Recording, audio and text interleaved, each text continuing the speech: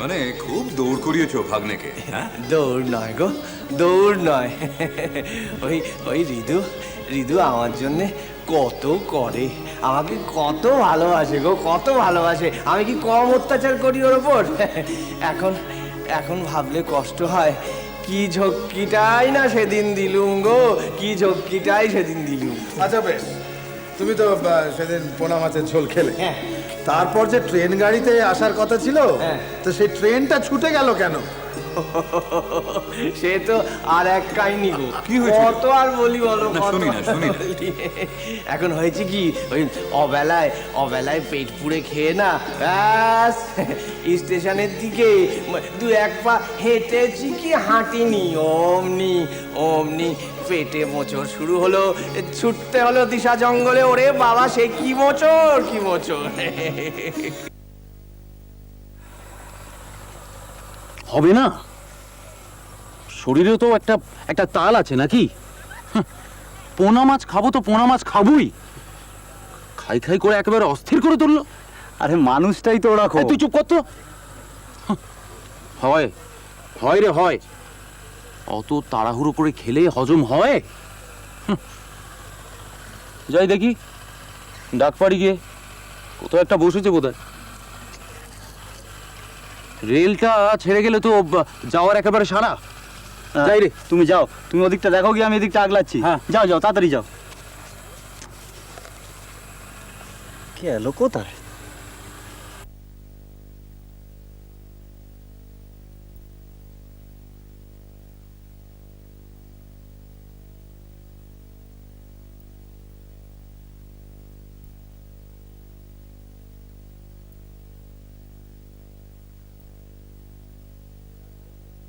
তাহলে সেই পুরনো ব্যামো।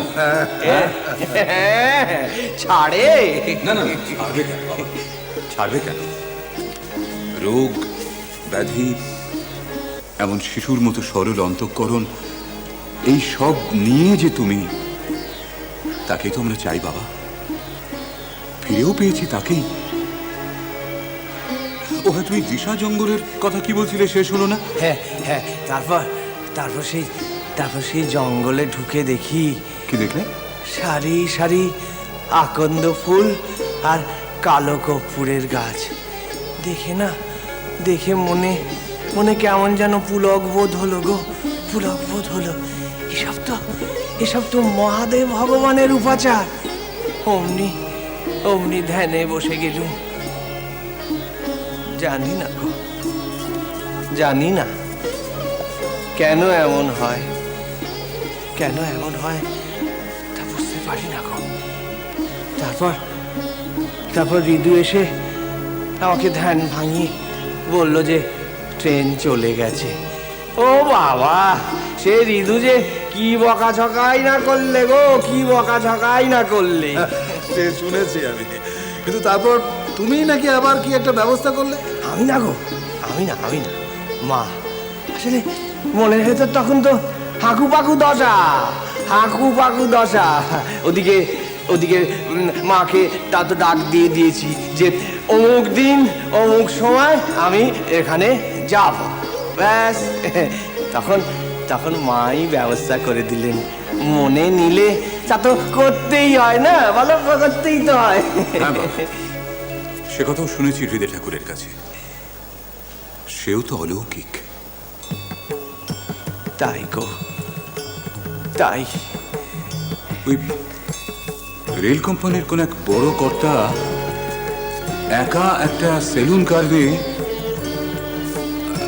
হ্যাঁ মানে একা সাহেব একটা গোটা কামরা নিয়ে আসছিলেন, তো স্টেশন মাস্টার মশাই তাকে বলে কয়ে সেই কামরায় তোমায় তুলে দিলেন, তাই বাবা? তাই গো, তাই।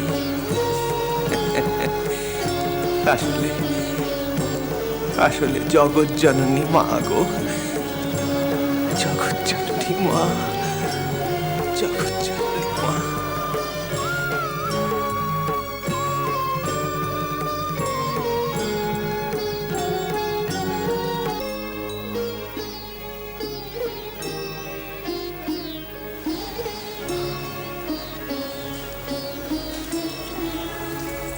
সবকিছু কিরকম যেন, তাই না ছোট মা? কিসের রে? ঠাকুর যে আমাদের কি জাদুর টানে বেঁধেছেন, তা না হলে বলো, কোনো রকম আগাম আয়োজন তো ছিল না, ঢাক ঢোল বাদ্যি কিচ্ছু নেই, অথচ আমরা সবাই কিরকম গেরোতে বাধা পড়ে চলে এলো। হ্যাঁ তাই। ওপাশে বাবু মথুরানাথ বিশ্বাস আর রামচন্দ্র দাস মহাশয় বাবার গায়ে গায়ে একেবারে এঁটুলির মতন লেগে রয়েছে। এই ভূপাল, কি? বড়দের নাম মুখে নিয়ে নিয়ে কথা বলিস, ভারী কুশিক্ষা তো তোর। না না, তা নয়, আসলে নাম টেনে বললে নাম মাহাত্ম্য বেরোয়। এনারা তো সব যে সেজন নন। যাকে আমি কিন্তু একটা নতুন কিছু হাওয়ার টের পাচ্ছি। কিসে? কি সেটা বলতে পারবো না, তবে একটা কিছু হচ্ছে। যানবাজারে গিয়েও দেখে এলুম, এখানে এসেও দেখতে পাচ্ছি। আরে কি দেখলি সেটা তো বলবি। একটা কিরকম সাজো সাজো ভাব চারিদিকে। ও হ্যাঁ তাই। কি ছোট মা? আমরা সবাই বাবাকে নিয়ে তীর্থে যাচ্ছি। জানি, তুমি আবার একটা উপলক্ষ সাজছ। মানে এই আবার কি কথা বলছিস তুই?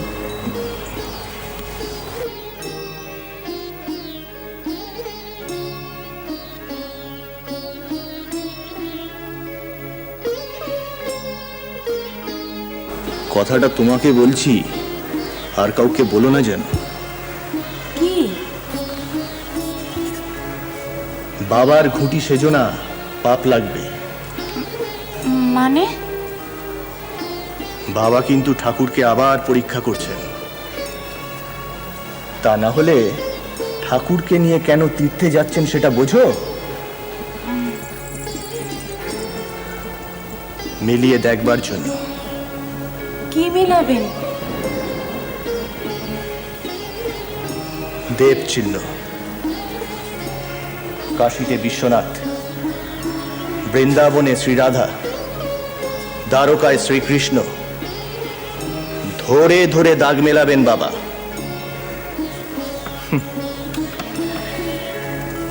এখনো অবিশ্বাস। শ্রীরাম কৃষ্ণ